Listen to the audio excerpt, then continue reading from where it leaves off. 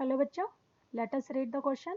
When a uniform metallic wire is stretched, the lateral strain produced in it is beta.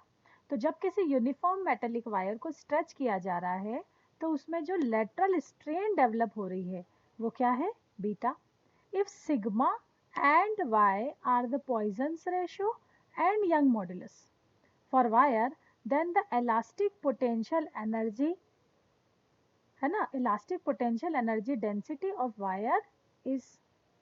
ठीक है, चले. तो यहाँ पर की कॉन्सेप्ट जो हम यूज करने वाले हैं, ठीक है, यहाँ पर एक तो है हमारा Poisson's ratio. So Poisson's ratio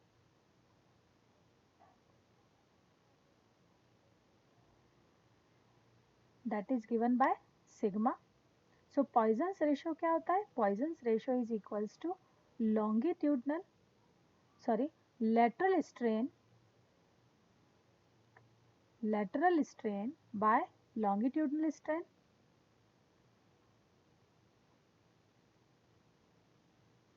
by longitudinal strain.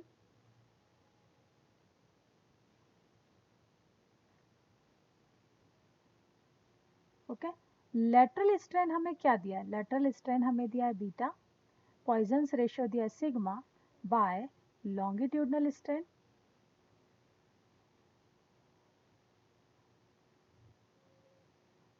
Okay, so यहाँ हम longitudinal strain is equals to लिख सकते हैं.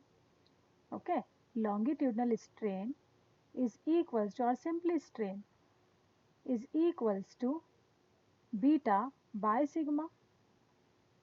Okay, this is first relation. Now, what is asked? Elastic potential energy density of wire. So, per potential energy per unit volume हमें find करना है. So, second जो develop हो रहा है हमारा कोई की concept, that is potential energy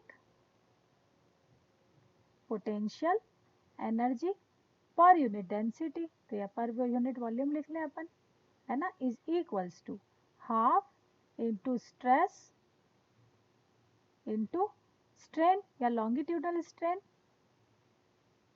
okay, यहाँ पर हम लिख लेते हैं U is equals to, okay, half. यहाँ स्ट्रेस को क्या लिख सकते हैं? स्ट्रेस को हम लिख सकते हैं, है ना, बाय हुक्स लॉ क्या होता है? Stress is proportional to strain, या strain is equals to stress is equals to y into strain. तो स्ट्रेस को हम लिख सकते हैं y इनटू स्ट्रेन, है ना, इनटू स्ट्रेन और मल्टीप्लाई हो जाएगा तो स्ट्रेन का स्क्वायर.